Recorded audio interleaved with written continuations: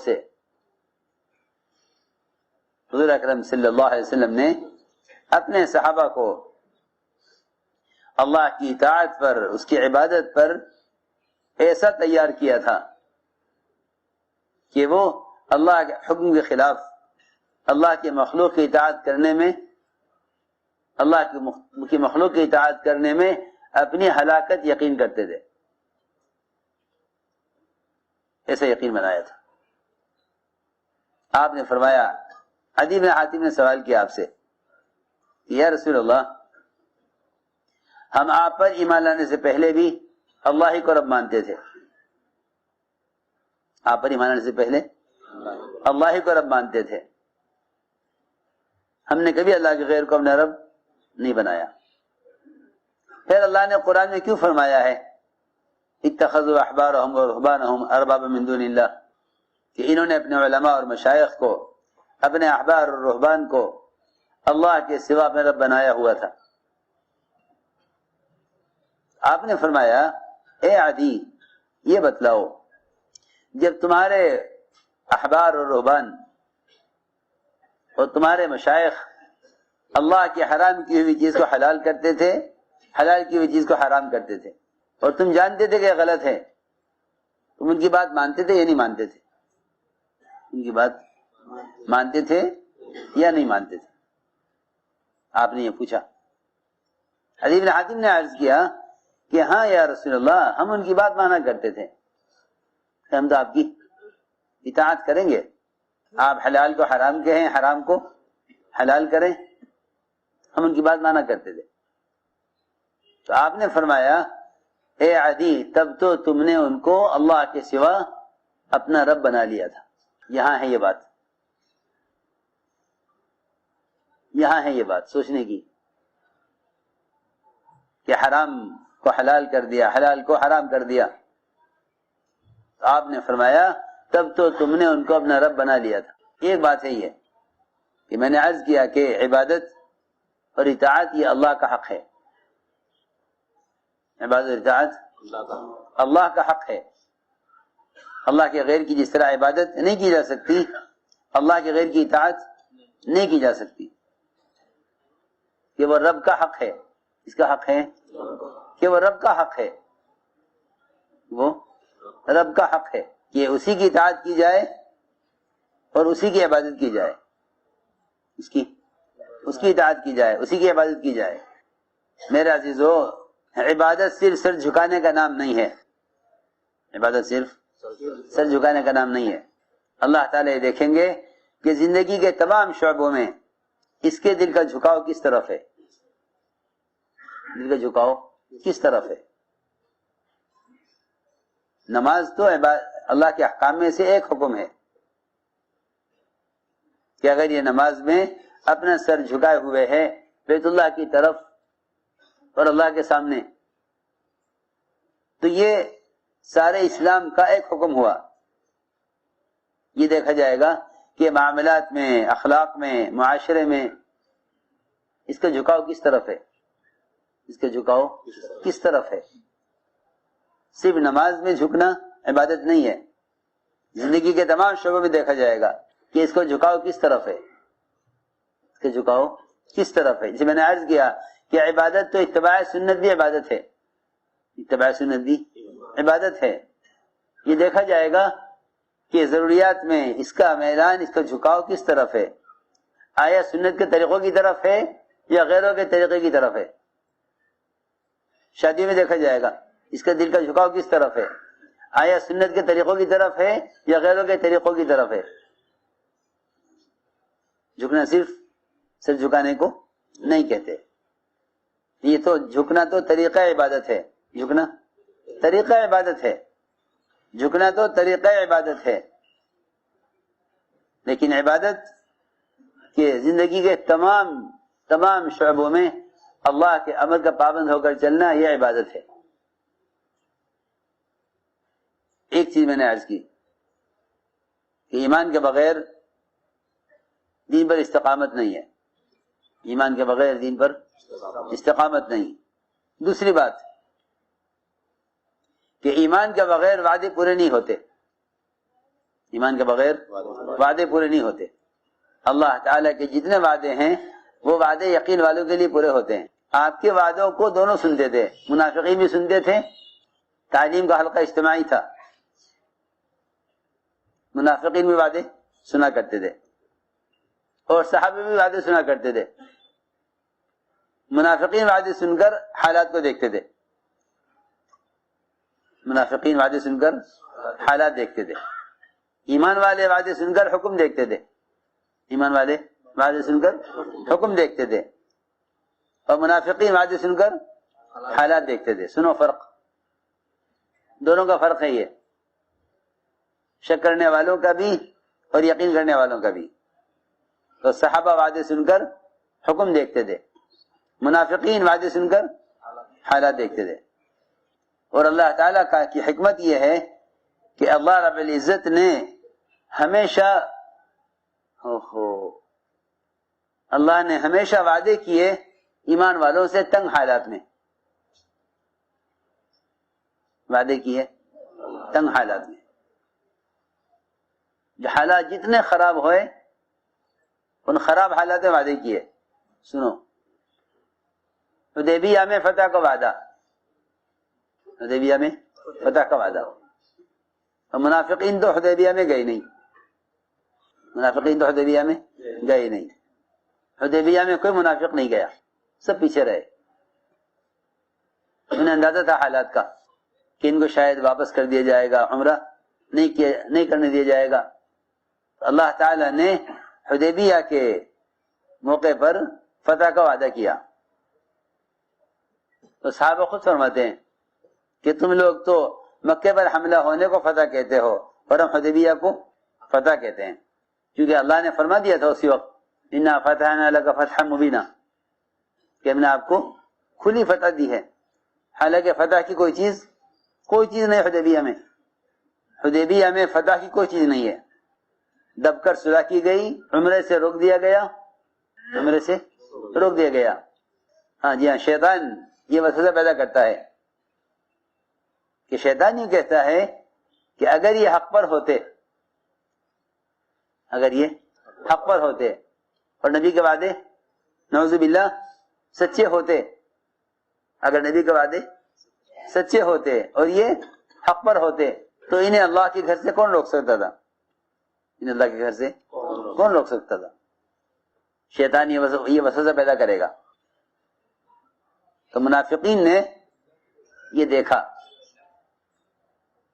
کہ ان کی ہار ہو گئی ہے, تو اللہ وعدے کر رہے ہیں انا فتحنا لک فتحا مبینا, کہ آپ کے لیے کھلی فتح ہے, آپ کے لیے کھلی فتح. آپ غور کریں گے کہ بڑے بڑے وعدے برے حالات میں کیے گئے, بڑے بڑے وعدے برے حالات میں. ادھر خندق کہ خوف بھی ہے, سردی بھی ہے, فاقہ بھی ہے, اور اس میں ایک ایسی چٹان آ گئی جو چٹان ٹوٹتی نہیں تھی, چٹان ٹوٹتی نہیں تھی.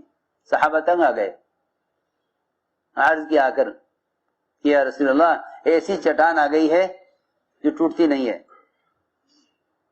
آپ نے فرمایا میں اترتا ہوں. آپ اترے خندق میں اور آپ نے ایک کدال ماری جس سے چٹان ریزہ ریزہ ہو گئی. تو آپ نے فرمایا کہ مجھے قیصر کسریٰ کے محلات کا فتح ہونا دکھلا دیا گیا.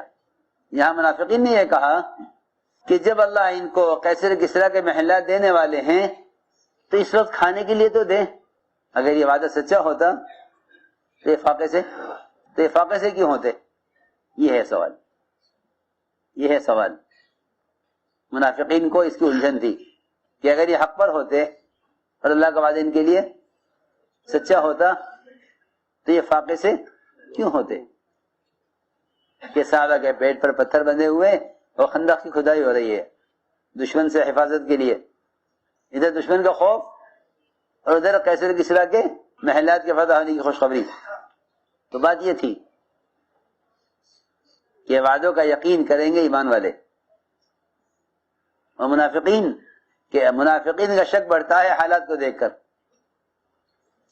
منافقین کا شک بڑھے گا حالات کو دیکھ کر, اور ایمان والوں کا یقین بڑھے گا حالات کے باوجود. تو امام والوں نے کہا هذا ما وعدنا الله ورسوله وصدق الله ورسوله وما زادهم الا ایمانا وتسلیما. منافقین نے کہا ما وعدنا الله ورسوله الا غرورا، کہ سارے وعدے دھوکہ ہیں، کچھ نہیں ہوگا. سب وعدے دھوکہ ہیں، کچھ نہیں ہوگا. امام والوں نے کہا کہ یہ وعدے حق ہیں، پورے ہوں گے. تو میں نے عرض کیا کہ وعدے پورے ہوتے ہیں یقین کرنے والوں کے لیے، شک کرنے والوں کے لیے وعدے پورے نہیں ہوتے. شک کرنے والوں کے لیے وعدے پورے نہیں ہوتے. وعدے پورے ہوتے ہیں یقین کرنے والوں کے لیے، چاہے ان وعدوں کے پورا ہونے میں کتنی بھی تاخیر ہو. ان وعدوں کے پورا ہونے میں کتنی بھی تاخیر ہو. صحابہ کرام وعدوں میں کے پورا ہونے میں تاخیر ہونے سے ان کے یقین میں کمی نہیں آتی تھی. یقین میں کمی نہیں آتی تھی. سنو، آپ صحابہ کو وعدے سنا رہے تھے، پرانے آگے بیٹھے ہوئے اور ایک نئے صحابی خریم بن اوس وہ سب سے پیچھے بیٹھے، اور اسی وقت آئے ہجرت کر کے حلقے میں آخر میں بیٹھے ہوئے. حضور اکرم صلی اللہ علیہ وسلم نے فرمایا، حضور اکرم صلی اللہ علیہ وسلم نے فرمایا کہ تم لوگ حرا کا علاقہ فتح کرو گے. تم لوگ حرا کا علاقہ فتح کرو گے. جب وہاں تم فاتحہ میں داخل ہوگے تو تمہیں ایک لڑکی ملے گی، شما بنت بقیلہ، سفید خچے پر سوار ہوگی، کالی اوڑھنی اوڑھے ہوئے ہوگی، اتنی مالدار ہوگی. آگے بیٹھے ہوئے پرانے، پیچھے بیٹھے ایک نئے صحابی خریم بن اوس. اسی وقت آئے ہجرت کر کے. آپ نے لڑکی کا حال حلیہ بیان کیا تو وہ صحابی کہنے لگے پیچھے سے کہ یا رسول اللہ، یہ لڑکی آپ مجھے دے دیجئے، لڑکی آپ مجھے دے دیجئے. فرمایا ہی اللہ کا، یہ تمہاری ہو گئی. اب آپ کا زمانہ گزر گیا، آپ کا زمانہ گزر گیا. حرا کا علاقہ فتح نہیں ہوا. پھر تو حضرت ابوبکر کا زمانہ گزر گیا، حضرت عمر کا زمانہ بھی گزر گیا. انہیں اس کا انتظار ہے کہ یہ ہوگا، یہ مل کر رہے گا، یہ وعدہ ہے، یہ پورا ہوگا. ہمارا حال تو یہ ہے کہ اگر ایک وقت میں دعا مانگی اور وہ اس دعا پر حاجت پوری نہ ہوئی تو سمجھ لیتے ہیں کہ یہ دعا قبول نہیں ہوگی. کہ وعدوں کا یقین کرو، جو وعدوں کا یقین کریں گے وعدے ان کے لیے پورے ہوں گے. تو صحابی فرماتے ہیں کہ عثمان کے زمانے میں علاقہ فتح ہوا اور میں خود اس جماعت میں تھا. خریم بن اوس فرماتے ہیں جیسے ہم وہاں داخل ہوئے میں جماعت کو چھوڑ کر اس لڑکی کی تلاش میں آگے بڑھا کہ وہ یہاں کھڑی ہوگی. کتنا عرصہ گزرا، لمبا عرصہ گزر گیا، لیکن ان کے یقین میں کوئی کمی نہیں آئی. یعنی میں آگے بڑھا، لڑکی کو تلاش کیا میں نے، تو میدان میں وہ لڑکی سفید خچے پر سوار، کالی اوڑھنی اوڑھے ہوئے اسی حال میں نظر آ گئی. میں نے جا کے اس پر قبضہ کیا، جا کر قبضہ کر لیا. لوگوں نے آ کر کہا امیر صاحب ایسی لڑکی ہے، ایسی مالدار ہے، ایسی خوبصورت ہے، شہزادی ہے، انہوں نے بغیر مال غنیمت تقسیم ہونے سے پہلے اس پر قبضہ کر لیا. بلایا امیر صاحب نے کہ آپ نے اس لڑکی پر قبضہ کیسے کر لیا؟ کہا کہ اس پر قبضہ، یہ لڑکی تو مجھے اللہ کے رسول صلی اللہ علیہ وسلم نے اپنے زمانے میں دے دی تھی، یہ تو اس وقت سے میری ہے، اس وقت سے میری ہے. ہاں، یہ لڑکی تو اس زمانے سے میری ہے، یہ گواہ لاؤ. فوراً گئے، صحابہ بیٹھے ہوئے تھے ایک جگہ، جا کے کہا خریم بن اوس نے کیا تمہیں کوئی سے ہے کوئی گواہی دے دے؟ 2 صحابی کھڑے ہوئے، انصاری صحابی، فرمانے لگے کہ ہم حلقے میں آگے بیٹھے ہوئے تھے جب تم نے پیچھے سے اس لڑکی کا مطالبہ کیا تھا، ہم گواہی دیں گے. آ کر کہا کہ ہاں امیر صاحب ہم گواہی دیتے ہیں کہ یہ لڑکی ان کی ہے. یہ ہے مثال کہ وعدوں کے پورا ہونے میں تاخیر ہونا وعدوں میں شک پیدا نہیں کرتا تھا. وعدوں میں تاخیر کا ہونا شک نہیں پیدا کرتا تھا کہ اللہ کا وعدہ حق ہے، اللہ کا وعدہ حق ہے، وعدہ پورا ہو کر رہے گا. دیکھو میں عرض کرتا ہوں، جتنی بھی اسباب کی شکلیں ہیں اور جتنا ظاہری نظام ہے، یہ ظاہری نظام غیب کے وعدوں میں شک پیدا کراتا ہے کہ جب یہ اسباب نہیں ہیں تو یہ کام کیسے ہوگا، یہ کام کیسے ہوگا، کہ جب یہ اسباب نہیں ہیں تو یہ کام کیسے ہوگا۔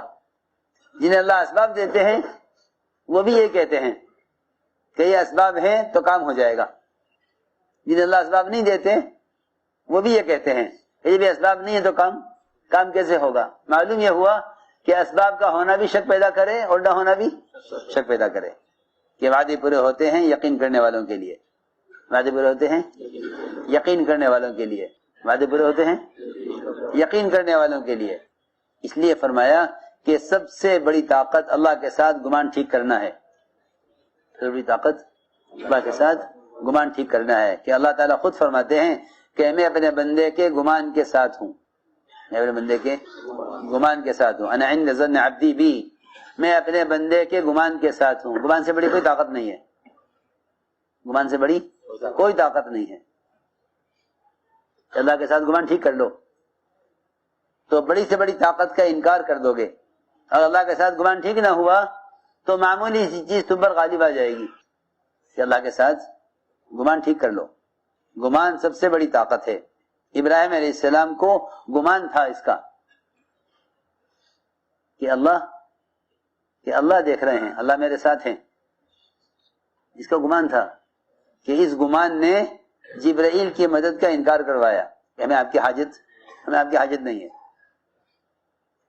گمان بڑی طاقت ہے، گمان بڑی طاقت ہے، کہ جبرائیل کی مدد کا انکار کیا ابراہیم علیہ السلام نے صرف اس لیے کہ اگر میں ان سے مدد لیتا ہوں تو اللہ پر گمان نہیں ہے، تو اللہ پر گمان، اللہ سے بدگمان ہو گئے، کہ پھر تو اللہ کے ساتھ بدگمانی ہے، اور اگر جبرائیل کی مدد کا انکار کرتا ہوں تو اللہ رب العزت مدد براہ راست کرنے والے ہیں۔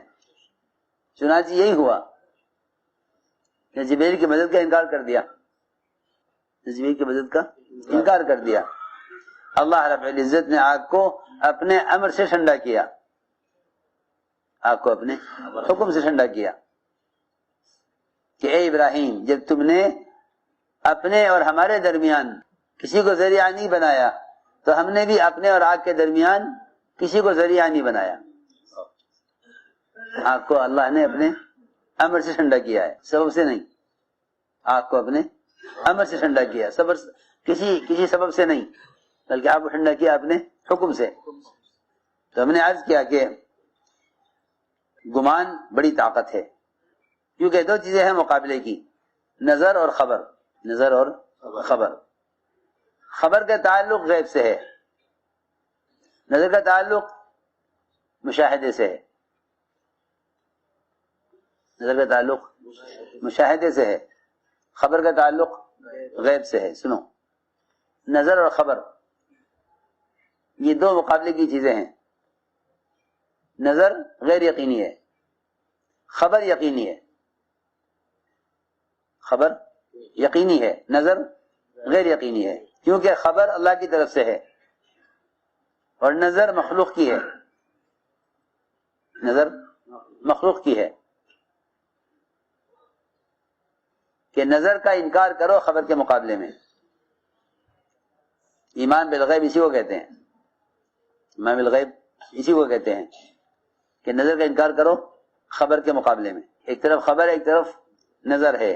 اگر نظر کا یقین کرو گے تو خبر سے فائدہ نہیں اٹھا سکتے، اور اگر خبر کا یقین کرو گے تو نظر سے کوئی نقصان نہیں ہوگا، یہ پکی بات ہے۔ ایک آدمی نے آ کر کہا ابو درداء آپ کا مکان جل گیا، دوسرا آیا ابو درداء آپ کا مکان جل رہا ہے، ہم دیکھ کر آئے ہیں، تیسرا آیا ابو درداء کہاں ہو، مکان جل رہا ہے۔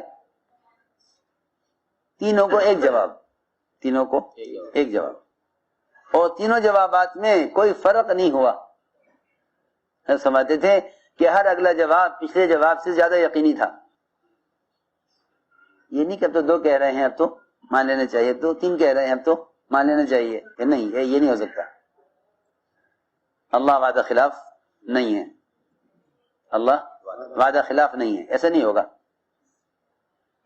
ایسا نہیں ہوگا کہ اللہ مجھے دعا سکھلا دیں، مجھ سے دعا کر لیں، مجھ سے وعدہ کر لیں دعا پر، مجھ سے وعدہ کر لیں دعا پر، پھر وعدہ خلافی کریں.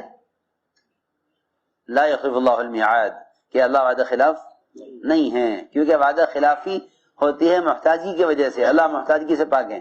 وعدہ خلافی کس وجہ سے ہوتی ہے؟ محتاجی. میں کر نہیں سکا، میں نے آپ سے وعدہ کیا تھا، میں نے آپ سے وعدہ کیا تھا میں آؤں گا، میں نے وعدہ کیا تھا میں یہ دوں گا، میں نے وعدہ کیا تھا میں آپ کا کام کر دوں گا، میں کر نہیں سکا. یہ تو مخلوق کی صفت ہے، کیونکہ وعدہ خلافی ہوتی ہے محتاجی کی وجہ سے. اللہ محتاجی سے پاک ہیں. جو محتاجی سے پاک ہیں کہ ان سے وعدہ خلافی کا تو کوئی تصور ہی نہیں ہے. تو ہر ایک نے آ کر کہا، ہر ایک نے آ کر یہ کہا کہ ابو درداء آپ کا مکان جل رہا ہے. ہر ایک کو ایک جواب، ہر ایک کو ایک جواب کہ نہیں، ایسا نہیں ہو سکتا. میں نے دعا پڑھی ہوئی ہے، میرا مکان نہیں جلے گا، میرا مکان نہیں جلے گا. کہ اگر آگ مکان کو لگ بھی گئی ہے تو اللہ تعالیٰ اس کو ایسا ہٹائیں گے، اللہ اس کو ایسا ہٹائیں گے کہ آگ کا مکان پر کوئی اثر نہیں ہوگا. کیونکہ لوگ اصل میں اسباب کی دنیا کو اللہ کی قدرت سمجھتے ہیں. اسباب کی دنیا کو اللہ کی قدرت سمجھتے ہیں کہ اللہ کی قدرت یہ ہے اسباب کی دنیا. حالانکہ اسباب کی دنیا قدرت نہیں ہے. اسباب کی دنیا تو قدرت کے تعارف کے لیے ہے بس. اسباب کی دنیا قدرت کے تعارف کے لیے ہے، قدرت نہیں ہے. قدرت اللہ کی ذات میں ہے. نظام کائنات تو اللہ کے تعارف کے لیے ہے کہ بنے ہوئے نظام سے بنانے والے کو پہچانو، بس اتنی بات ہے. بنا ہوا بنانے والے کے تعارف کے لیے ہے، بنا ہوا بنانے والے کے تعارف کے لیے ہے. لوگ نظام کائنات کو اللہ کی قدرت سمجھتے ہیں. یہ قدرت نہیں ہے، قدرت تو اس کی ذات میں ہے. نظام کائنات جو بنا ہے وہ قدرت کے تعارف کے لیے بنا ہے، قدرت کے تعارف کے لیے کہ بنے ہوئے سے بنانے والے کو پہچانو، بنے ہوئے سے بنانے والے کو پہچانو. قدرت صرف کائنات کا نظام اللہ کے تعارف کے لیے ہے. کائنات کا نظام اللہ کے تعارف کے لیے ہے کہ بنے ہوئے سے بنانے والے کو پہچانو. ابراہیم علیہ السلام نے ہر شکل کا انکار کیا، پھر اعلان کیا کہ میں میرے رخ کو بنے ہوئے سے بنانے والے کی طرف پھیر لیا. تو میں عرض کر رہا تھا کہ وعدے پورے ہوتے ہیں یقین کرنے والوں کے لیے. چوتھا آدمی آیا کہ ابو درداء آگ تو لگی لیکن آپ کے مکان پر آ کر بجھ گئی. آگ تو لگی مگر آپ کے مکان پر آ کر بجھ گئی. میں نے عرض کیا کہ بات اصل یہ ہے کہ جتنی بھی ظاہری مادی شکلیں ہیں انہوں نے اللہ سے بدگمان کر دیا ہے. انہوں نے اللہ سے بدگمان کر دیا کہ ظاہری شکلوں نے اللہ سے بدگمان کر دیا. اس لیے دونوں چیزیں مقابلے کی ہیں، ایک طرف نظر ایک طرف خبر، ایک طرف نظر ایک طرف خبر، دونوں چیزیں مقابلے کی ہیں. تو میں نے عرض کیا کہ وعدے پورے ہوتے ہیں یقین کرنے والوں کے لیے. وعدے پورے ہوتے ہیں یقین کرنے والوں کے لیے کہ اللہ کے رسول کی بات کا یقین کرو. تو اسباب اور شکلیں یہ شک پیدا کرتی ہیں، اسباب اور شکلیں یہ شک پیدا کرتی ہیں کہ نظر کا انکار کرو خبر کے مقابلے میں. اس لیے فرمایا کہ ایمان بالغیب اصل ہے، ایمان بالغیب اصل ہے، ایمان بالغیب اصل ہے. اسباب کی دنیا نبی کی خبر، اسباب کی دنیا نبی کی خبر کا انکار کراتی ہے. سنو غور سے، اسباب کی دنیا نبی کی خبر کا انکار کراتی ہے. اسباب کی دنیا نبی کی خبر کا انکار کراتی ہے. جو انکار کریں گے وہ تو کفر کی طرف جائیں گے. نبی کی خبر کہ اسباب کی دنیا نبی کی خبر کا انکار کرواتی ہے. جو ظاہر کو دیکھیں گے وہ جائیں گے کفر کی طرف، ظاہر کو دیکھیں گے وہ جائیں گے کفر کی طرف. جو خبر کو دیکھیں گے وہ جائیں گے ایمان کی طرف. میں اس کی مثال دیتا ہوں. حضور اکرم صلی اللہ علیہ وسلم کا سفر معراج ہوا. آپ کا سفر معراج رات کے کسی ایک حصے میں ہو گیا، رات کے کسی ایک حصے میں ہو گیا، یہ جائز نہیں ہے، یہ موبائل پر اذان لگانا سخت گناہ ہے، یہ آئندہ خیال رکھیں اس کا۔ اذان کو استعمال کرنا الارم کے لیے بھی جائز نہیں، اور اذان کو استعمال کرنا وقت کے لیے بھی جائز نہیں۔ آپ بیت الخلاء میں ہوتے تو وہاں آواز ہوتی ہے اللہ اکبر اللہ اکبر کی، تو کیا ملتا؟ گناہ ملتا نہیں؟ جی ہاں۔ تو میں عرض کر رہا تھا کہ آپ کیا سفر معراج ہوا، رات کے کسی ایک حصے میں اپنے جسم کے ساتھ آپ نے آسمانوں کی سیر کی، لامحدود سفر آسمانوں کا اور 1 مہینے کا سفر زمین کا، 1 مہینے کا سفر زمین کا، لامحدود سفر آسمانوں کا۔ صبح آپ نے خبر کی لوگوں کو، تو کمزور ایمان والے مرتد ہو گئے، جی ہاں، جو نئے مسلمان تھے وہ مرتد ہو گئے اسلام سے، کہ ہم یہ بات ہم نہیں مانیں گے، اس لیے کہ 1 مہینے کا سفر تو بیت اللہ سے بیت المقدس کا ہے، 1 مہینے کا سفر تو یہ ہے، یہ کیسے ہو گیا رات کے کسی ایک حصے میں؟ اور یہی نہیں بلکہ اس کے علاوہ آسمانوں کا سفر، وہ مسافت تو لامحدود مسافت ہے آسمانوں کی، اللہ جانتا ہے کتنا فاصلہ ہے زمین آسمان کے درمیان، اگر اس میں بھی سارے آسمانوں کی سیر ہوئی، تفصیلی سیر ہوئی، جنت دوزخ انبیاء سب سے ملاقات ہوئی، کہ ہم اس کو نہیں مانتے۔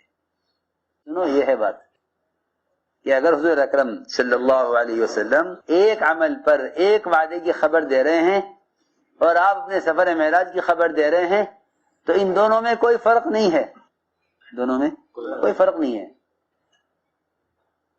یہ نہیں کہا جائے گا کہ وہ تو سفر معراج ہے تو ماننا پڑے گا، جی ہاں، اور یہ نماز پر یہ وعدہ ہے، اس کے بارے میں تو احتمال ہے کہ پورا ہو یا نہ ہو۔ جی ہاں، میں کچھ کہنا چاہتا ہوں کہ ظاہر کے خلاف جو بھی خبر ہے، ظاہر کے خلاف جو بھی خبر ہے وہ معراج کی طرح یقینی ہے، ظاہر کے خلاف جو بھی خبر ہے وہ معراج کی طرح یقینی ہے۔ جی ہاں، سنو، یہ بات ہے، جو بھی خبر ظاہر کے خلاف ہے وہ یقینی ہے۔ آپ نے خبر دی، آپ نے یہ خبر دی کہ ایک رات میرا سفر ہوا یہاں سے بیت المقدس سے آسمانوں کا، اور صبح سے پہلے واپسی ہو گئی، صبح سے پہلے واپسی ہو گئی۔ تو میں اسے کہنا چاہتا تھا کہ یہ ہے اسباب کی دنیا، یہ ہے اسباب کی دنیا۔ تو نبی کی خبر کو اسباب کی دنیا میں جو سوچے گا وہ تو انکار کر دے گا، وہ تو انکار کر دے گا، کہیں نہیں ہو سکتا۔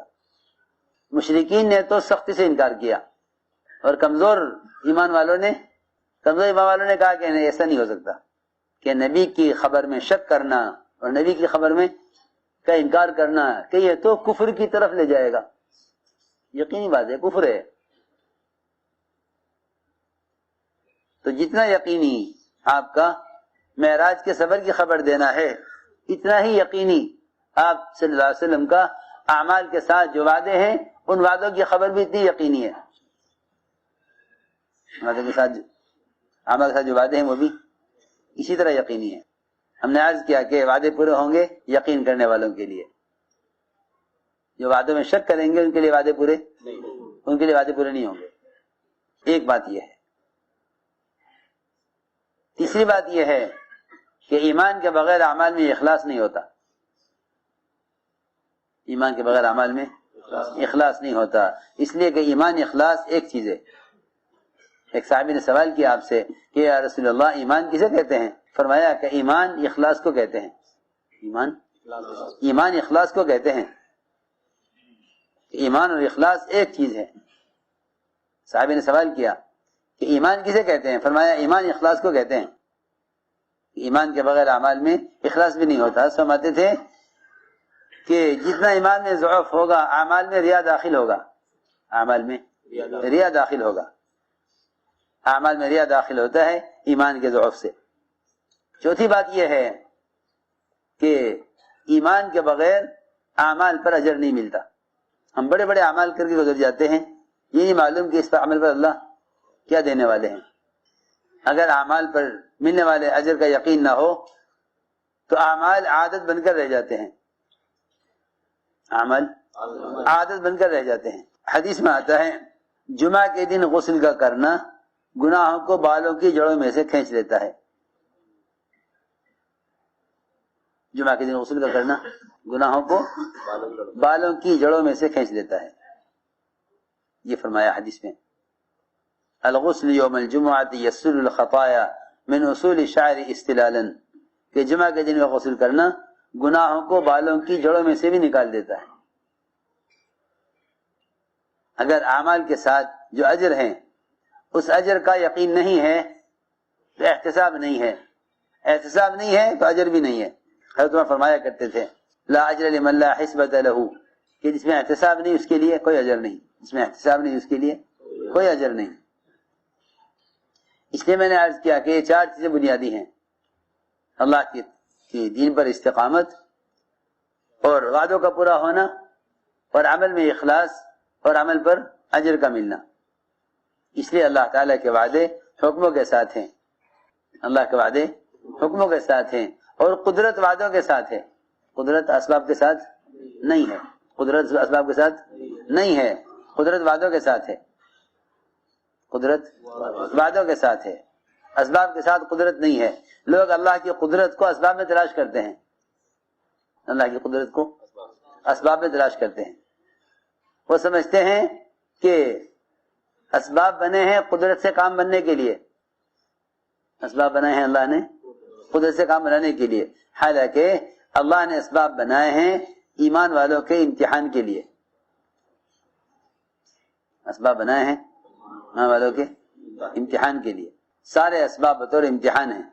ہم نے اسباب بنائے ہیں امتحان کے لیے. سنو، احکام دیے ہیں اطمینان کے لیے، احکام دیے ہیں اطمینان کے لیے، اور اسباب بنائے ہیں امتحان کے لیے. سارے اسباب امتحان کے لیے ہیں.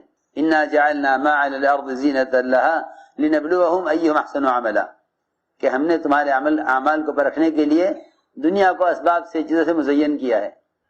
اس میں تمہارے اعمال کا امتحان ہے کہ تم اسباب کی دنیا میں ہمیں کتنا یاد رکھتے ہو، اسباب کی دنیا میں ہمیں کتنا یاد رکھتے ہو. سلیمان علیہ السلام کا امتحان لیا. ایسے گھوڑے اللہ نے پیدا کیے کہ جو اللہ تعالیٰ کی عجائبات میں سے سب سے عجیب و غریب چیز تھی. ایسی بادشاہت کے ساتھ گھوڑے ایسے عجیب لگے کہ ان کو دیکھنے میں مشغول ہو گئے، اور عصر کی نماز قضا ہو گئی. عصر کی نماز قضا ہو گئی، گھوڑے دیکھنے میں مشغول ہو گئے، عصر قضا ہو گئی. تو انہیں غم اس کا کہ میری عصر کی نماز، ساری بادشاہت ایک طرف، عصر کی نماز ایک طرف، عصر کی نماز ایک طرف، ساری بادشاہت ایک طرف، کہ مجھے تو آج کی عصر چاہیے. آج کی عصر تو گئی، کہ نہیں مجھے آج کی عصر چاہیے. اللہ تعالیٰ نے ان کے اس غم اور فکر پر سورج کو واپس نکالا، سورج کو واپس نکالا. جی ہاں، یہ اپنے عمل کے ضائع ہونے کا واقعی عبداللہ بن عمر رضی اللہ عنہ کے بارے میں مشہور ہے کہ اگر ان کی عشاء کی نماز جماعت سے چھوٹ جاتی، عشاء کی نماز جماعت سے چھوٹ جاتی تو ساری رات نماز پڑھتے، فجر تک، ساری رات فجر تک نماز پڑھتے. عشاء کی نماز قضا نہیں ہوئی بلکہ جماعت چھوٹ گئی، مسیح کی جماعت چھوٹ گئی. تو روایت میں ہے کہ ساری رات عبادت کرتے تھے، اس لیے کہ ایک نماز جماعت سے چھوٹ گئی، کوئی علت پیش آ گئی جس کی وجہ سے نماز جماعت سے نہ مل سکی. تو پوری رات سوتے نہیں تھے، عبادت کرتے اس پر. جی ہاں، کہ جماعت چھوٹ گئی، جماعت چھوٹ گئی ہے. تو میں عرض کر رہا تھا کہ اسباب امتحان کے لیے ہیں کہ تم ہمیں اسباب میں کتنا یاد رکھتے ہو، تم ہمیں اسباب میں کتنا یاد رکھتے ہو. یہ بات یاد رکھو کہ اللہ کی قدرت وعدوں کے ساتھ ہے، اور وعدے حکموں کے ساتھ ہیں. اسباب کے ساتھ قدرت بھی نہیں ہے، وعدہ بھی نہیں ہے.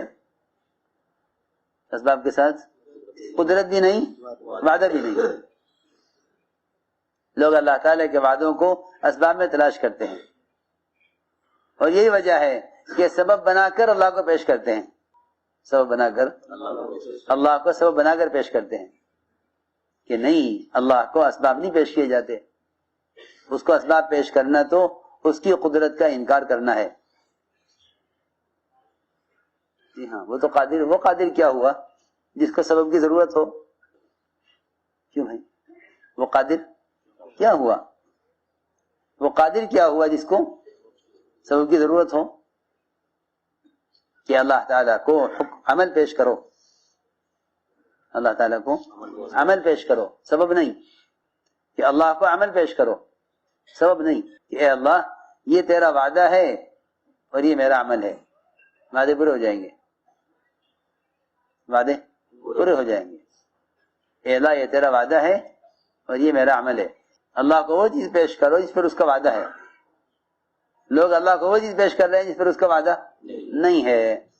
یہ بھی وعدوں کے پورا نہ ہونے کی بڑی وجہ ہے، وعدے پورا نہ ہونے کی بڑی وجہ یہ بھی ہے کہ اللہ تعالیٰ کو وہ چیز پیش کرتے جس پر اس کا وعدہ نہیں ہے۔ آپ دیکھو گے تاجر اللہ کو دکان پیش کرتا ہے، اے اللہ 2 دکانوں میں سے اب ایک رہ گئی ہے، تو مجھے اس کے ذریعے نفع دے دے۔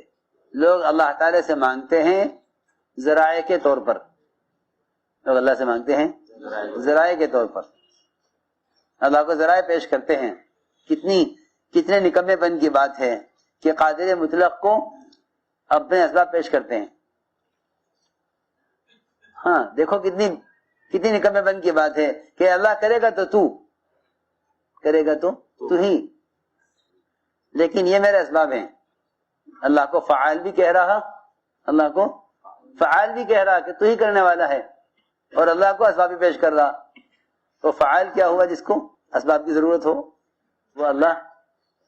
فعال کیا ہوا جس کو اسباب کی ضرورت ہو؟ سنو تو صحیح، آپ دیکھو گے جتنے بھی ہیں اسباب والے وہ اللہ کے سامنے اپنے اسباب پیش کرتے ہیں۔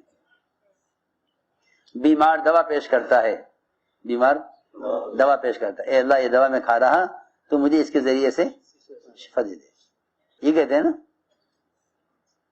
اللہ سے دعا کرو، دوا کھاؤ اور دعا کرو کہ اللہ دوا کے ذریعے شفا دے دے۔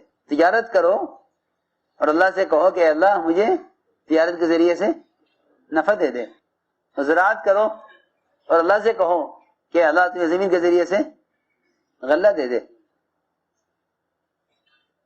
جی ہاں، یہ میں آپ سے اس لیے عرض کر رہا کہ سب بیچارے اس پر متفق ہیں، سب اس پر مجتمع ہیں کہ سبب بنانا بندے کا کام اور کامیابی ڈالنا اللہ کے ہاتھ میں۔ یہ دیکھو سب اس پر مجتمع ہیں اور خوش ہیں، ہاں مطمئن ہیں، سب اس سے مطمئن ہیں کہ سبب بنا کے اللہ کو پیش کرو اور وہ کرنے والے ہیں، کامیابی اللہ کے ہاتھ میں ہے۔ جتنے بے عقلی کی بات کرتے ہیں کہتے ہیں اسباب مخلوق کے ہاتھ میں ہے اور کامیابی اللہ کے ہاتھ میں ہے۔ جی ہاں، اس پر گاڑی چل رہی ہے۔ ساری ناکامیوں کی اصل وجہ یہ ہے، ساری ناکامیوں کی اصل وجہ یہ ہے کہ اسباب ہمارے ہاتھ میں اور کامیابی اللہ کے ہاتھ میں۔ ایسا نہیں ہے دوستو، ذرا عقل سمجھ سے کام لینا چاہیے، عقل سمجھ سے کام لینا چاہیے۔ اللہ کو سبب نہیں پیش کیا جاتا، اللہ کو تو حاجت پیش کی جاتی ہے عمل کے ساتھ۔ اللہ کو کیا پیش کرو؟ حاجت پیش کرو عمل کے ساتھ۔ جی ہاں، اللہ کو حاجت پیش کرنا عمل کے ساتھ اور اللہ کو سبب پیش کرنا حاجت کے ساتھ، دونوں باتیں بہت الگ الگ ہیں۔ فرق محسوس کرنا جو میں کہہ رہا ہوں۔ اللہ کو عمل پیش کرو حاجت کے ساتھ، اللہ کو عمل پیش کرو حاجت کے ساتھ۔ ایک بات تو یہ ہے، یہ صحیح ہے۔ اور اللہ کو سبب پیش کرو حاجت کے ساتھ یا اللہ کو سبب پیش کرو عمل کے ساتھ، یہ صحیح نہیں ہے۔ بہت غور سے بات کو سمجھنا پڑے گا۔ ہم سب کی طبیعتیں عادی ہیں اس کی کہ لوگ جوڑے ہوئے ہیں اعمال اور اسباب کو، اے اللہ یہ میرا عمل ہے، یہ میرا سبب ہے، تو اللہ کو بیچارے اسباب بنا کر پیش کرتے ہیں۔ اللہ کو اسباب بنا کر آپ کو کہیں نہیں ملے گا، نہ انبیاء کی زندگی میں نہ صحابہ کی زندگی میں، کہ اللہ کو کوئی سبب پیش کرے، اللہ کو کوئی سبب پیش کرے کہ اللہ کو حاجت پیش کرو، اللہ کو حاجت پیش کرو، اس لیے کہ اللہ تعالیٰ نے حاجتوں کو استعانت کو جوڑا ہے عبادات کے ساتھ، اسباب کے ساتھ نہیں۔ ایاک نعبد و ایاک نستعین، اے اللہ تیری عبادت تجھ سے مدد، سیدھی بات ہے۔ ایاک نعبد و ایاک نستعین، اے اللہ تیری عبادت اور تجھ سے مدد، سیدھی بات ہے یہ۔ استعانت عبادت کے ساتھ، استعانت عبادت کے ساتھ، سبب کے ساتھ نہیں۔ صلاۃ الحاجہ کا مطلب بھی یہ نہیں ہے کہ حاجت کی نماز ہے، کہ صلاۃ الحاجہ حاجت کی نماز کو نہیں کہتے، حاجت مخلوق ہے، نماز حاجت کے لیے نہیں ہے، ہو ہی نہیں سکتی کہ نماز حاجت کے لیے ہو، یہ ہو ہی نہیں سکتا، کیونکہ نماز عبادت ہے، خالق کے لیے ہے، نماز خالق کے لیے ہے کہ عبادت ہے، حاجت مخلوق ہے، عبادت مخلوق کے لیے تو ہو نہیں سکتی۔ نماز کس کے لیے ہے؟ نماز خالق کے لیے ہے، حاجت مخلوق ہے، جی ہاں، تو نماز تو حاجت کے لیے ہو ہی نہیں سکتی۔ تو صلاۃ الحاجہ کا کیا مطلب ہے؟ کہ صلاۃ الحاجہ کا مطلب یہ ہے کہ وہ نماز جس کے ذریعے تم اللہ کا قرب حاصل کر لو، کہ اللہ کے قریب ہو کر اپنی حاجت اللہ سے کہہ دو، اپنی حاجت اللہ سے کہو۔ جوتے کا تسمے ٹوٹنے سے لے کر ملک ٹوٹنے تک کیا ٹوٹ جائے؟ ملک ٹوٹ جائے یا جوتے کا تسمہ ٹوٹ جائے، کہ اللہ کے یہاں پیش کرنے میں دونوں حاجتیں برابر ہیں، اللہ کے ساتھ پیش کرنے میں دونوں حاجتیں برابر ہیں۔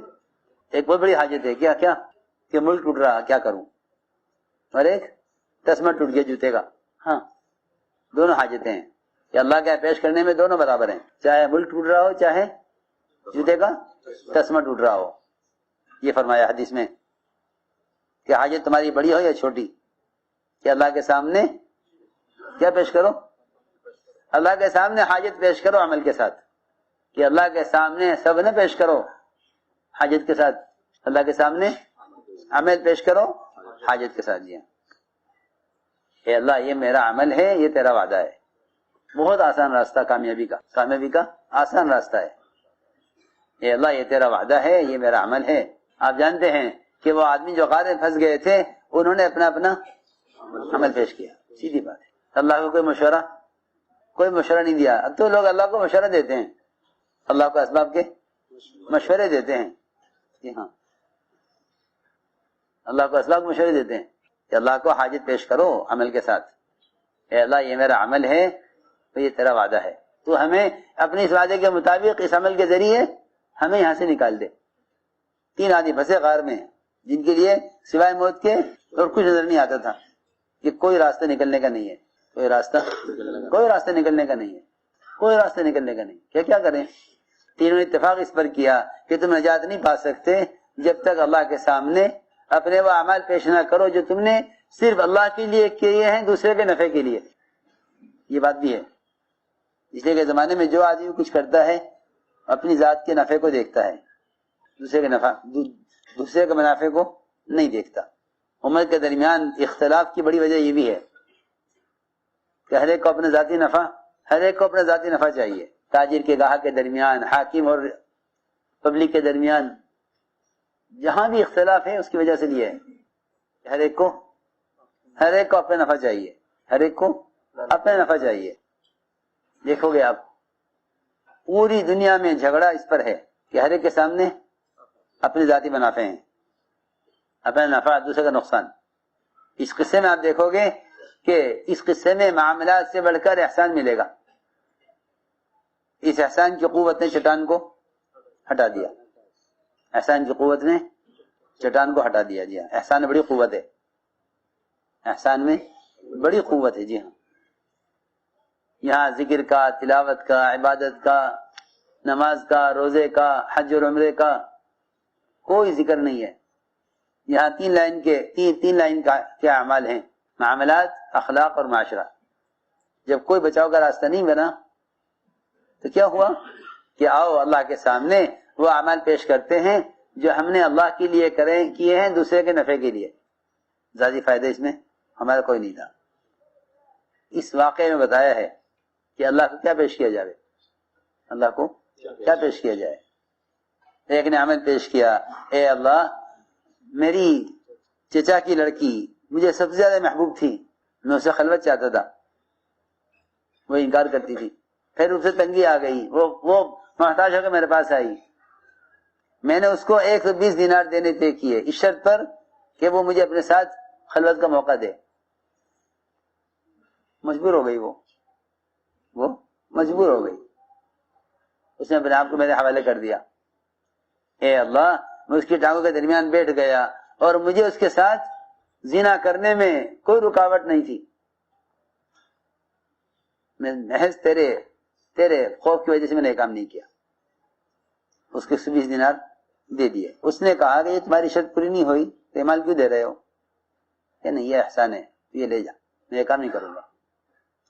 اے اللہ اگر یہ کام میں نے تیری رضا کے لیے کیا ہے تو ہمیں یہاں سے نکال دے۔ یہ ہے عمل کی قوت۔ اس لیے دوستو عزیزو، انبیاء اور صحابہ کرام کی مدد کے واقعات سن کر یہ مت سوچا کرو کہ وہ تو صحابی تھے اس لیے ہو گیا اور وہ تو نبی تھے اس لیے ہو گیا، بلکہ یہ سوچا کرو کہ ان کی مدد کے واقعات سے عمل کا تعارف کرانا ہے اور ان کے نصرت کے واقعات سے اللہ کے ضابطے بتلانے ہیں۔ انبیاء اور صحابہ کی مدد کے واقعات نصرت کے ضابطے بتانے کے لیے ہیں، صرف صحابہ کے تعارف کے لیے نہیں ہیں واقعات۔ جی ہاں، اگر صحابی کے تعارف کے لیے سمجھو گے تو یوں کہو گے وہ صحابہ تھے، ہم صحابہ نہیں ہیں۔ جی ہاں، یہیں سے کمزوری پیدا ہوگی۔ جی ہاں، یہ بات یاد رکھو کہ صحابہ کرام کے ساتھ جو ظاہر کے خلاف ہوا ہے وہ واقعات امت کو کامیابی کے ضابطے بتانے کے لیے ہیں، کامیابی کے ضابطے بتانے کے لیے۔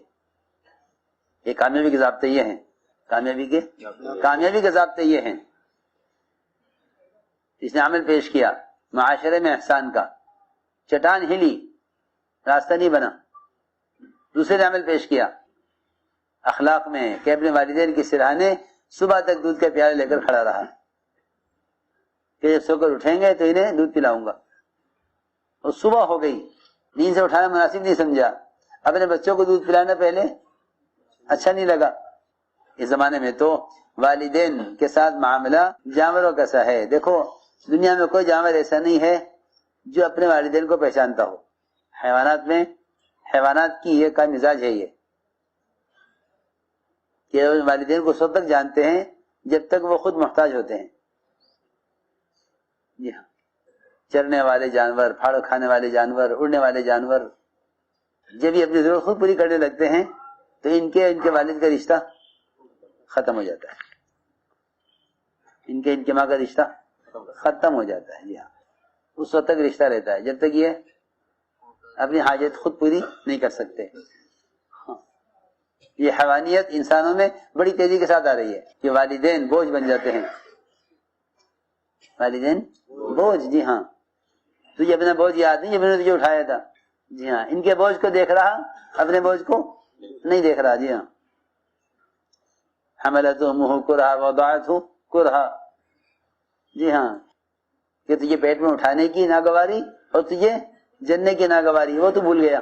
ایک صحابی اپنی والدہ کو لے کر 9 میل چلے پیٹھ پر، والدہ کو پیٹھ پر لے کر 9 میل، کتنا چلے؟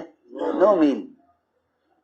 اور آ کے عرض کیا کہ یا رسول اللہ، میں اپنی والدہ کو 9 میل اپنی پیٹھ پر لے کر چلا ہوں، ایسی گرم زمین پر کہ زمین اتنی سخت گرم تھی کہ اگر گوشت ڈالا جاتا زمین پر تو پک کر کھانے کے لیے تیار ہو جاتا، زمین اتنی سخت گرم تھی۔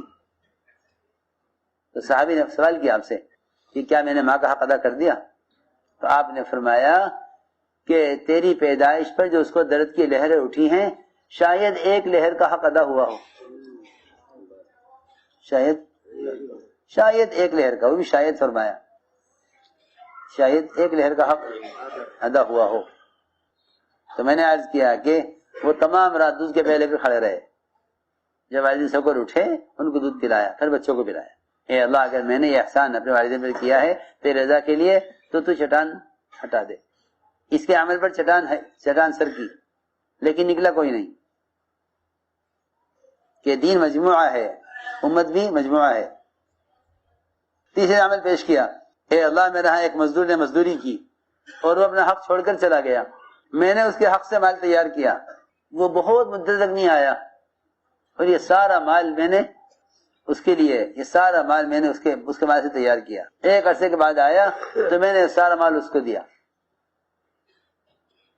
سارا مال اس کو دیا. اس نے کہا کہ میرے ساتھ مذاق نہ کر، میری مزدوری بنتی ہے وہ دے دے. کہ نہیں، یہ سارا مال تیرا ہے. اے اللہ اگر میں نے یہ عمل تیرے رضا کے لیے کیا ہے تو ہمیں یہاں سے نکال دے، شیطان کو ہٹا دے. میرے دوستوں عزیزوں، کسی مدد کے لیے ملائکہ کی مدد کی اللہ سے درخواست کرنا بھی انبیاء صحابہ کی دعا میں نہیں ملے گا. چاہے جائے کہ دنیا کے ان مادی اسباب کے ذریعے اللہ سے مدد لی جاوے. فرشتے تو انسانوں کی مدد کے لیے اللہ سے خود کہہ کر آتے ہیں، اے اللہ تیرا فلاں بندہ تجھے پکار رہا ہے تو مجھے اس کی مدد کے لیے بھیج دے. جبرائیل ابراہیم علیہ السلام کی مدد کے لیے خود کہہ کر آئے، اللہ سے کہا اے اللہ تیرا خلیل کہ دیکھ لو جا کر، یہ ہمارا خلیل ہے یا یہ تمہارا خلیل ہے، جا کے دیکھ لو. ہاں جا کے دیکھ لو کہ کس کا خلیل ہے. تمہارا خلیل ہے تم سے کہے گا، ہمارا خلیل ہے تو تم سے نہیں کہے گا. یہ ہے بات. اس لیے میرے دوستو عزیزوں، یہ ہے اصل میں کہ دعوت کے ذریعے امت کو اللہ کے وعدوں کے یقین کی طرف لانا ہے، کہ اللہ کی قدرت وعدوں کے ساتھ اور وعدے حکموں کے ساتھ، اللہ کے وعدے حکموں کے ساتھ، قدرت وعدوں کے ساتھ. اس لیے فرمایا کہ اللہ کے سامنے عمل پیش کرو، اللہ کے سامنے عمل پیش کرو، کہ اللہ کے سامنے عمل پیش کرو. ساری محنت اس کی ہے کہ شکلوں سے اور چیزوں سے یقین ہٹے اور اللہ کے وعدوں کے یقین پر آوے، اللہ کے وعدوں کے یقین پر آئے. کہ حضور اکرم صلی اللہ علیہ وسلم نے اپنے صحابہ کو مادی اسباب سے ہٹا کر یقینی اعمال پر ڈالا تھا، مادی اسباب سے ہٹا کر یقینی اعمال پر ڈالا تھا. کہ آپ نے اپنے صحابہ کے یقین کو شکلوں سے ہٹا کر عمل کی طرف پھیرا تھا. ہماری ساری محنت اس کی ہے کہ سب سے پہلے یعنی وعدوں کے یقین پر آؤ. جتنا وعدوں کا یقین پیدا ہوگا اسباب کی حیثیت کھلے گی، اسباب کی حیثیت کھلے گی. اسباب کی کیا حیثیت ہے؟ اسباب کی کیا حیثیت ہے؟ کہ اسباب کی حیثیت کھلے گی.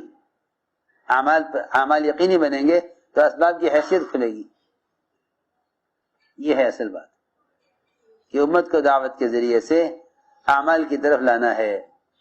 یہی اصل مقصد ہے نقل و حرکت کا، کہ پورا دین پورے عالم میں زندہ ہو. امت دین پر آوے بے اعتبار استقامت کے، امت دین پر آوے بے اعتبار مجموعے کے. امت کا مجموعہ ہے یا دین کا مجموعہ ہے؟ یہ پوری امت بے اعتبار پورے دین کے، پوری امت بے اعتبار پورے دین کے. اس لیے دعوت پورے دین کی ہے، دعوت پورے دین کی ہے. کہ دعوت پورے دین کی ہے. دعوت ہمارے ایسا فرماتے تھے میرے کام کا مقصد ہے ان تمام چیزوں کو زندہ کرنا جو محمد صلی اللہ علیہ وسلم لے کر آئے ہیں.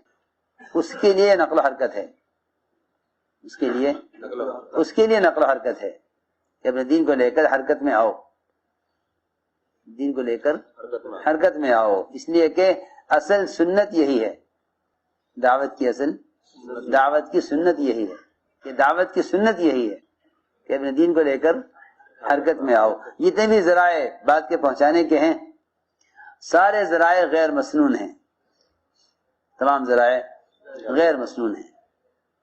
اس زمانے میں جتنے بھی ذرائع دین بات کے پہنچانے کے لیے استعمال ہو رہے ہیں سب ذرائع غیر مسنون ہیں. سنت تو ایک ہی راستہ ہے، سنت تو ایک ہی راستہ ہے کہ عملی دین کو لے کر پھرو، عملی دین کو لے کر پھرو. کیونکہ عمل پیش کرنا تو صرف انسان کا کام ہے، مشینیں عمل پیش نہیں کر سکتی.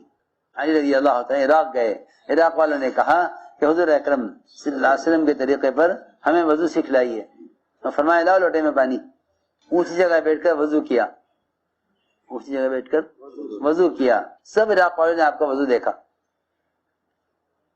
یہ نقل و حرکت اس لیے ہے تاکہ امت پر عملی دین پیش کیا جائے، امت پر عملی دین پیش کیا جائے۔ نقل و حرکت اس لیے ہے تاکہ امت پر عملی دین پیش کیا جائے۔ انسان کے علاوہ اور کوئی مخلوق عمل پیش نہیں کر سکتی۔ جنات وہ چھپے ہوئے ہیں، ملائکہ وہ نظر نہیں آتے، ملائکہ وہ نظر نہیں آتے، جنات وہ چھپے ہوئے ہیں۔ آلات اور ذرائع یہ بھی علم پیش کر سکتے ہیں، عمل پیش نہیں کر سکتے، کہ عمل تو انسان ہی پیش کر سکتا ہے، اور مجاہدہ صرف انسان کی صفت ہے، مجاہدہ صرف انسان کی صفت ہے، مجاہدہ صرف انسان کی صفت ہے، اور کوئی مخلوق مجاہد ہو نہیں سکتی۔ اور یہ بات بھی طے ہے کہ ہدایت کا وعدہ مجاہدے پر ہے، ہدایت کا وعدہ جوہد پر ہے۔ اور جوہد کیا ہے؟ یہ بات بس یاد رکھنا کہ جوہد کہتے ہیں صحابہ کرام کے طریقہ محنت کو، جوہد صحابہ کرام کا طریقہ محنت، جوہد صحابہ کا طریقہ محنت ہے، جوہد صحابہ کا طریقہ محنت ہے۔ اس طریقہ محنت کی طرف آنا اور امت کو اس محنت کی طرف لانا، کیونکہ اس میں کوئی شک نہیں کہ اللہ کے راستے کے خروج اور نقل و حرکت سے گناہوں کی بخشش کا اور توبہ کی پختگی کا وعدہ ہے۔ توبہ کے اندر پختگی پیدا ہوتی ہے خروج سے۔ سنو غور سے، ایک آدمی نے 100 قتل کیے، ایک آدمی نے 100 قتل کیے، 100واں قتل ایک راہب کا کیا۔ پہلے اس نے قتل کیے 99، پھر ایک راہب سے ملاقات کی، اس سے کہا کہ میں نے اتنا قتل کر لیے ہیں، کیا میرے لیے توبہ کی گنجائش ہے؟ اور راہب نے کہا کہ آپ کی توبہ کی کوئی گنجائش نہیں ہے، ایک قتل کافی ہے جہنم میں جانے کے لیے، آپ نے 99 قتل کر لیے۔ راہب نے اس کو اللہ کی رحمت سے مایوس کر دیا کہ اللہ معاف نہیں کریں گے، اللہ معاف نہیں کریں گے۔ اس قاتل نے اس راہب کو بھی قتل کر دیا۔ پھر گیا قاتل عالم کے پاس، علماء ہیں رہبری کرنے والے، علماء ہیں رہبری کرنے والے۔ دیکھو راہب تو تھا عابد، راہب تو عابد تھا، مخلوق سے کٹ کر خالق کی عبادت میں، اس نے تو کیا کر دیا؟ مایوس کر دیا، اس نے اسے قتل کر دیا۔ کہ ہلاک وہ ہوتا ہے جو اللہ کی رحمت سے مایوس کرے، وہ ہلاک نہیں ہوتا جو گناہ کر کے توبہ کرے۔ برائے ابن عازب فرماتے ہیں کہ ہلاک ہونے والا شخص وہ نہیں ہے جو گناہ کر کے توبہ کر لے، ہلاک تو وہ ہوتا ہے جو کسی گناہگار کو اللہ کی رحمت سے مایوس کرے، یہ فرمایا۔ تو راہب نے مایوس کیا، اس قاتل نے اس کو بھی قتل کر دیا۔ عالم سے پوچھا حلی من توبتین، کیا میری توبہ کی گنجائش ہے؟ اس نے کہا ہاں، آپ کی توبہ قبول ہو جائے گی، آپ اپنی بستی چھوڑ کر نکل جائیں۔ روایت میں دیکھو، اپنی بستی چھوڑ کر نکل جائیں۔ علماء نے لکھا ہے کہ اللہ کے راستے کے خروج سے توبہ میں پختگی پیدا ہوتی ہے، کیونکہ ایک ہے توبہ کرنا گناہ کے ماحول میں رہ کر، ایک ہے توبہ کرنا گناہ کے ماحول سے نکل کر۔ صحابہ نے شرک کو پہچانا ہے ایمان کے ماحول میں آ کر، شرک کو پہچانا، ہاں یہ ہے بات۔ ماحول کو چھوڑو، نکلو، نکلنا اس لیے ضروری ہے تاکہ آدمی گناہ کے ماحول سے نکلے۔ یہ فرمایا کہ اگر کوئی مشرک بھی تم سے پناہ چاہے تو اس کو پناہ دو، اپنے پاس اس کو پناہ دو تاکہ وہ قرآن سنے، تاکہ وہ قرآن سنے۔ جی ہاں، اسی طرح فرمایا وَإِنْ أَحَدٌ مِّنَ الْمُشْرِكِينَ اسْتَجَارَكَ فَأَجِرْهُ حَتَّى يَسْمَعَ كَلَامَ اللَّهِ، یا مشرک بھی تم سے پناہ چاہے تو اس کو پناہ دو تاکہ وہ قرآن سنے۔ بے شمار مشرک ہیں جو قرآن سن کے اسلام میں داخل ہوئے، بہت ہیں۔ تو میں نے عرض کیا کہ اپنے ماحول سے نکلنا اس لیے ضروری ہے۔ تو علماء نے لکھا ہے کہ توبہ کے اندر پختگی پیدا ہوتی ہے اپنے ماحول سے نکل کر، کیونکہ گناہ کے ماحول میں رہ کر گناہ کی ظلمتوں کا اندازہ نہیں ہوتا۔ اپنے ماحول کو چھوڑ کر نکلو، ماحول کو چھوڑ کر نکلو۔ ان سے کہا کہ توبہ قبول ہو جائے گی یہ نہ فرمایا کہ اپنے مقام پر رہو، استغفار کر لو، آئندہ نہ کرنا. یہ ایک آدمی بار بار گناہ کی طرف جا رہا، انعام قتل کیے، پھر ایک قتل اور کر دیا. اس سے کہا کہ آپ توبہ چاہتے ہو اپنی بستی چھوڑ کر نکلو اور فلاں فلاں بستی میں جاؤ، روایت میں ہے. رخ بھی طے کر دیا. وہاں سے نکلا اور نکلتے ہی موت آ گئی، نکلتے ہی موت آ گئی. ہاں، جہاں جا رہا تھا ابھی وہاں کے آدھے راستے پر بھی نہیں پہنچا، عذاب کے فرشتے آ گئے لے جانے کے لیے. رحمت کے فرشتے آئے اس کے نکلنے پر، عذاب کے فرشتے آئے اس کے اس بستی میں نہ پہنچنے پر. دونوں میں اختلاف ہے، کون لے کے جاوے. تو اللہ نے فرمایا کہ دیکھ لو، اگر یہ خیر کی بستی کے زیادہ قریب ہے جہاں جا رہا تھا تو رحمت کے فرشتے لے جائیں. ہمیں ابھی کوئی نہیں ہوا، ابھی تو نکلا ہے. اور اگر یہ اپنی بستی کی زیادہ قریب ہے تو اس کو عذاب کے فرشتے لے جائیں. یہ فیصلہ ہو گیا. جی ہاں، آپ سنو، نپائی ہوئی تو یہ اپنی بستی کے قریب، اور جہاں جا رہا تھا وہاں سے دور. جی ہاں، جہاں جا رہا تھا وہاں سے دور، اپنی بستی کے قریب. اللہ تعالیٰ نے اس زمین کو حکم دیا کہ تو پھیل جا، کسی کو خبر نہیں، نہ فرشتے کو خبر، نہ اس قاتل کو خبر کہ کیا ہو رہا.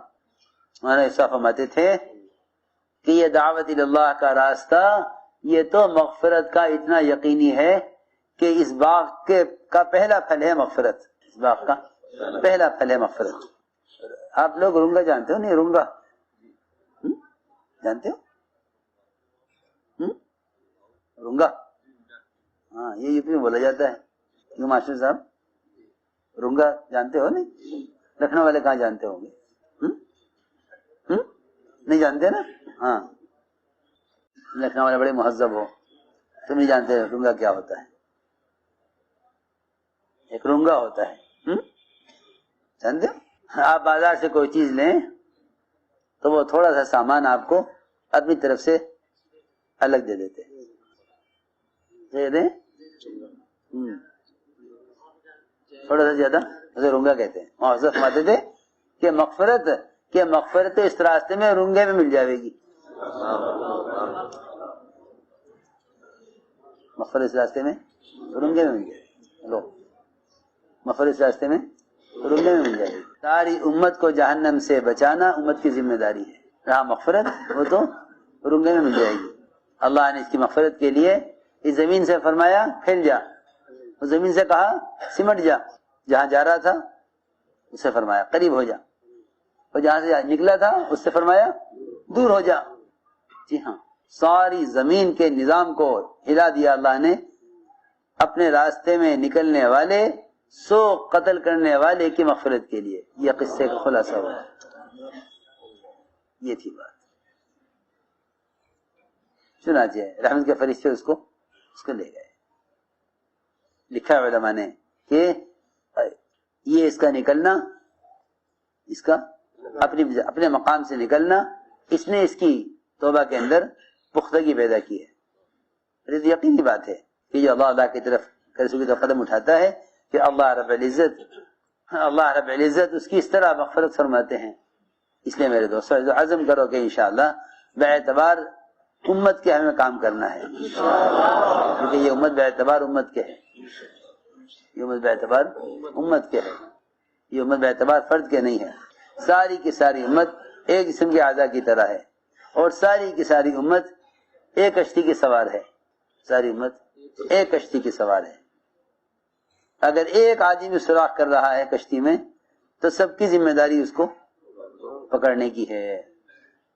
جی ہاں، سب کی ذمہ داری ہے، کیونکہ اس کے سوراخ کرنے سے سب ڈوبیں گے، چاہے کوئی اللہ تعالیٰ کی کیسی عبادت کرنے والا ہو. اسی مولانا الیاس صاحب فرماتے تھے اپنی ذات سے پورے دن چلنے والا دیندار ہے مگر دین کا مددگار نہیں ہے. یہ خروج نقل و حرکت، یہ تشکیل دین کی مدد کے لیے ہے. وقت میں کیا سمجھ آنے کی نہیں بات، لیکن کہنی ضروری ہے. مولانا الیاس صاحب فرماتے تھے یہ کام کوئی دین سیکھنے کا وقتی مدرسہ نہیں ہے. یہ کام دین سیکھنے کا کوئی وقتی مدرسہ نہیں ہے کہ اس میں داخلہ لے لو پھر سیکھ کر فارغ ہو جاؤ، ایسا نہیں ہے. بلکہ دین سیکھنا تو اس محنت کا ابتدائی حصہ ہے، دین سیکھنے اس محنت کا ابتدائی حصہ ہے۔ اتنا ابتدائی فرماتے تھے جیسا بچے نرسری میں علی باتا سیکھ لیتے نا مکتب میں، اس کام میں لگ کر کلمہ نماز کا درست ہو جانا ایسا ہے جیسے کسی بچے کا علی باتا سیکھ لینا۔ اصل مقصد نقل و حرکت سے ساری امت، ساری انسانیت کو ہدایت کی طرف لانا ہے، یہ اصل کام ہے۔ اس لیے